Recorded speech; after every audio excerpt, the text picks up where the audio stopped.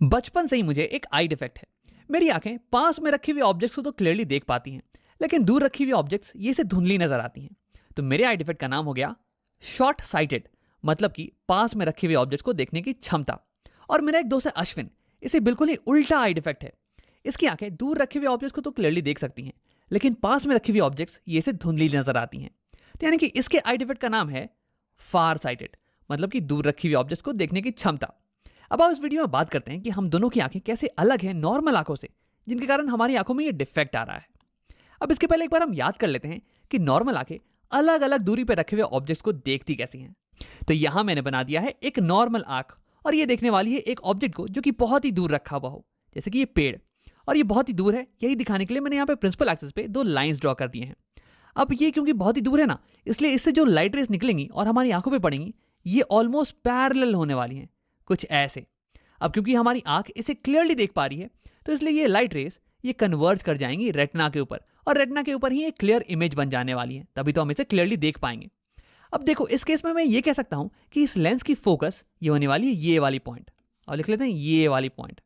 और ऐसा इसलिए क्योंकि देखो, ये रे जो कि पैरेलल थी प्रिंसिपल एक्सिस के, ये रिफ्रैक्ट करने के बाद फोकस नहीं तो पास करेगी, तो इसलिए ये वाली पॉइंट हो गई फोकस।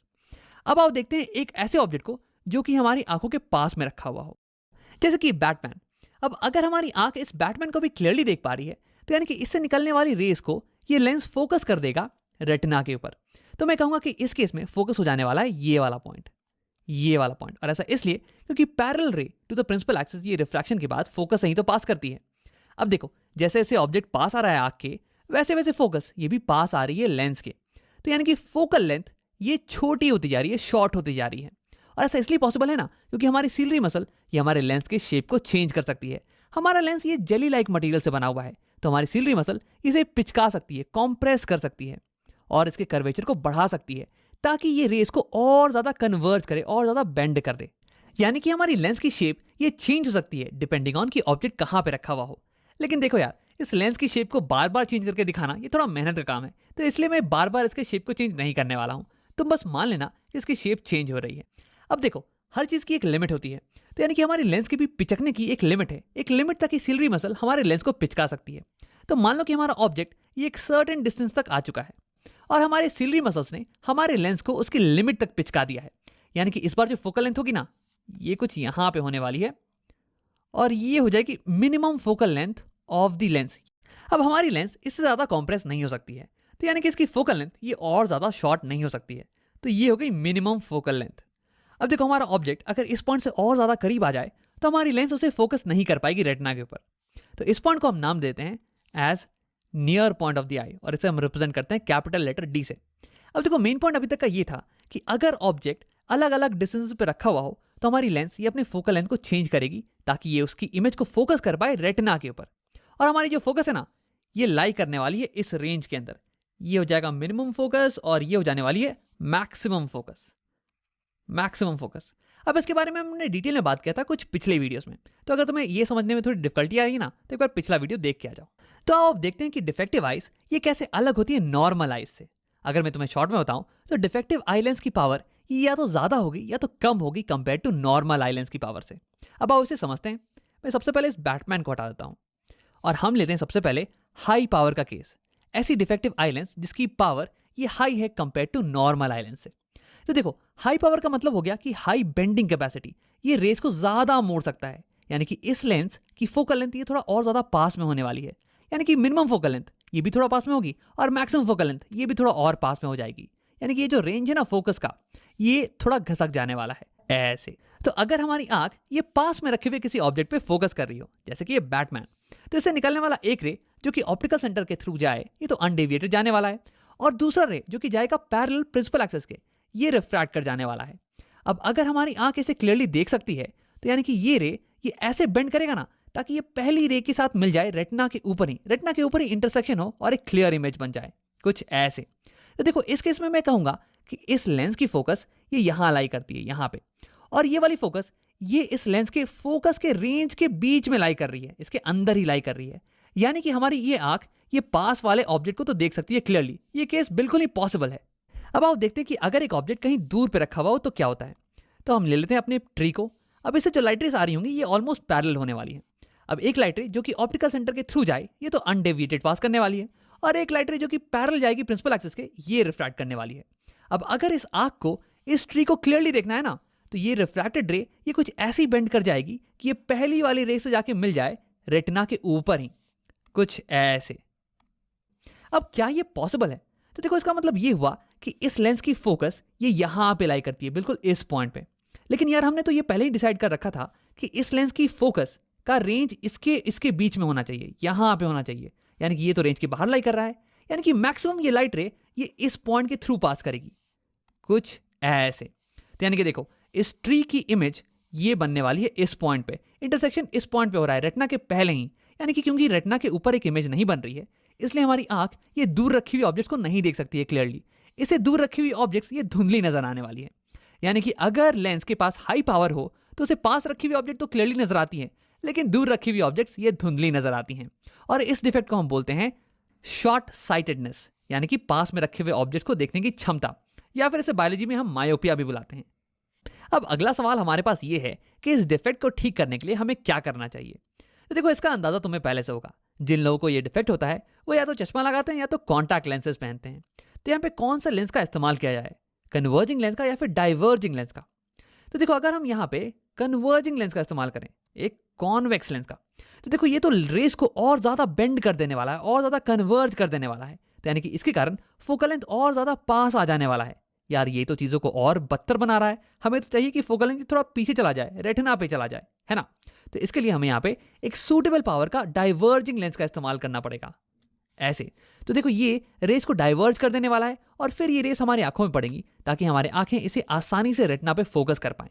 अब इसी चीज को देखने के कई तरीके हैं। एक तरीका तो ये है कि इस केस में हमारी लेंस की पावर ये थोड़ी ज्यादा है नॉर्मल आंख से, तो इसकी पावर को हमें कम करना चाहिए। तो देखो कम करने के लिए हम यहाँ पे डाइवर्जिंग लेंस का इस्तेमाल कर रहे हैं।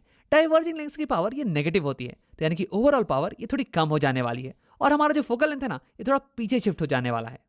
अब इसी चीज को देखने का एक और नजरिया ये है कि हमारी लेंस ये पास में रखी हुई ऑब्जेक्ट्स को तो क्लियरली देख पाती है, लेकिन दूर वाली को ही देखने में दिक्कत होती है। तो अगर मैं यहाँ पे एक डाइवर्जिंग लेंस रख दूं, तो ये डाइवर्जिंग लेंस ये दूर रखी हुई ऑब्जेक्ट्स की इमेज ये कहीं पास में बना देने वाला है यहाँ पे, और उसके बाद इन इमेजेस को हमारी आंख क्लियरली देख सकती है, इसे ये क्लियरली रेटिना पे फोकस कर सकती है।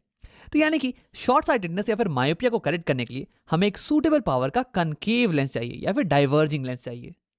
अब ये तो हो गया पहला केस। अब आप बात करते हैं दूसरे केस की, जहां पे हमारी आंख की पावर ये लो हो कंपेयर टू नॉर्मल आई।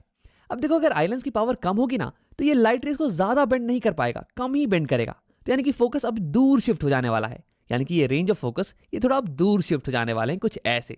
तो क्यों नहीं तुम वीडियो को पॉज करो और ये पता लगाने की कोशिश करो कि इस केस में हमारी आंख किस ऑब्जेक्ट पे फोकस कर पाएगी, पास वाली या फिर दूर वाली पे। अब अगर तुमने ट्राई कर लिया है तो आओ देखते हैं। अगर इस दूर रखी हुई ट्री को देखना हो तो रेस कुछ ऐसी आने वाली है, और अगर हमारी आंख इसे क्लियरली देख पा रही है तो यानी कि इन रेस का इंटरसेक्शन यहाँ रेटिना के ऊपर होना चाहिए। तो इस केस में मैं कहूंगा कि हमारी लेंस का फोकस ये यहाँ पे लाई करता है, ये वाला पॉइंट, और ये वाला पॉइंट हमारी लेंस के फोकस के रेंज के अंदर ही लाई कर रहा है। तो ये वाला केस तो टोटली पॉसिबल है, हमारी आंख दूर रखी हुई ऑब्जेक्ट को तो क्लियरली देख सकती है। अब आप देखते हैं कि पास रखी हुई ऑब्जेक्ट के केस में क्या होता है, जैसे कि ये बैटमैन। अब इससे रेस कुछ ऐसी आएंगी, और अगर हमारा आंख इसे क्लियरली देख सकता है तो इंटरसेक्शन इन रेस का यहाँ रेटिना पे होना चाहिए। तो इस केस में मैं कहूंगा कि इस लेंस की फोकस ये वाली पॉइंट होने वाली है। लेकिन यार ये वाला पॉइंट ये तो फोकस के रेंज के बाहर लाई कर रहा है, तो यानी कि ये पॉसिबल नहीं है, हमारी आंख पास रखी हुई ऑब्जेक्ट को तो नहीं देख सकती है। देखो इस केस में मैक्सिमम क्या होगा ना कि हमारी लेंस रे को यहां से बेंड करेगी, कुछ ऐसे, और यहाँ पे इंटरसेक्शन आई के पीछे होने वाला है, रेटिना के पीछे होने वाला है। तो यानी कि हमारी जो लो पावर की आंख है ना, ये पास रखे हुए ऑब्जेक्ट को तो नहीं देख सकती है, लेकिन हाँ दूर रखे हुए ऑब्जेक्ट को ये क्लियरली देख सकती है। तो इस डिफेक्ट का नाम हो गया फार साइटेडनेस या फिर दूर की चीज को देखने की क्षमता, और इसे हम बायोलॉजी में बुलाते हैं हाइपरमेट्रोपिया। अब आप देखते हैं कि इस डिफेक्ट को ठीक कैसे किया जाए। तो यहाँ पे हमारे लेंस के पास है लो पावर, यानी कि ये कन्वर्ज ठीक से नहीं कर पा रहा है, इसे और कन्वर्ज करने की जरूरत है ताकि इमेज रेटिना पे ही बने। तो इसकी कन्वर्जिंग पावर को बढ़ाने के लिए हम यहाँ पे एक और कन्वर्जिंग लेंस को लगा देने वाले हैं, ऐसे। तो देखो ये इसे और कन्वर्ज करने में मदद करेगा ताकि इमेज वापस से रेटिना पे ही बने। तो हमने अभी तक ये देख लिया कि कैसे मायोपिया के केस में हम दूर रखे हुए ऑब्जेक्ट्स को क्लियरली नहीं देख पाते हैं, और कैसे हाइपरमेट्रोपिया के केस में हम पास रखे हुए ऑब्जेक्ट्स को क्लियरली नहीं देख पाते हैं। अब आप बात करते हैं कि ये दोनों डिफेक्ट्स ये होते कैसे हैं। तो देखो मायोपिया के केस में रेस कुछ ज्यादा ही बेंड कर रही हैं और इंटरसेक्शन रेटिना के पहले ही हो जा रहा है। या फिर मैं ये कहूँ कि फोकस का रेंज ये थोड़ा लेंस के पास शिफ्ट हो चुका है, रेटिना से दूर। अब इसके दो कारण हो सकते हैं।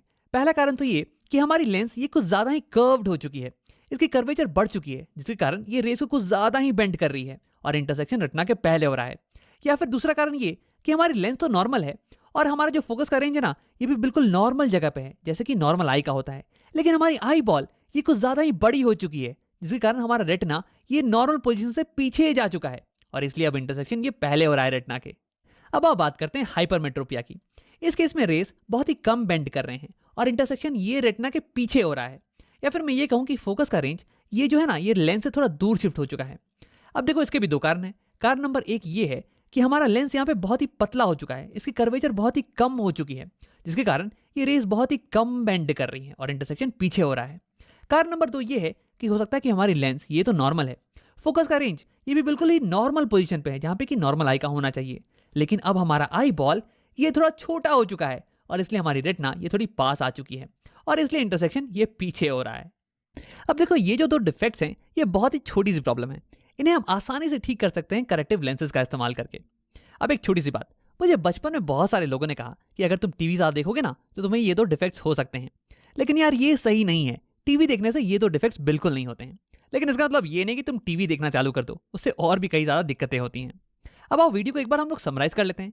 हमने इस वीडियो में मायोपिया और हाइपरमेट्रोपिया नाम के दो डिफेक्ट्स के बारे में बात की। लेकिन देखो, इंटरेस्टिंग चीज़ ये है ना कि हमें इनके बारे में याद रखने की कुछ भी ज़रूरत नहीं है। मुझे बस इतना पता है कि एक डिफेक्ट आई लेंस के हाई पावर के कारण होता है और दूसरा डिफेक्ट आई लेंस के लो पावर के कारण होता है। उसके बाद मैं रे डायग्राम का इस्तेमाल करके सारी चीज़ों को निकाल सकता हूँ, तो इसे याद करने की बिल्कुल ज़रूरत नहीं है।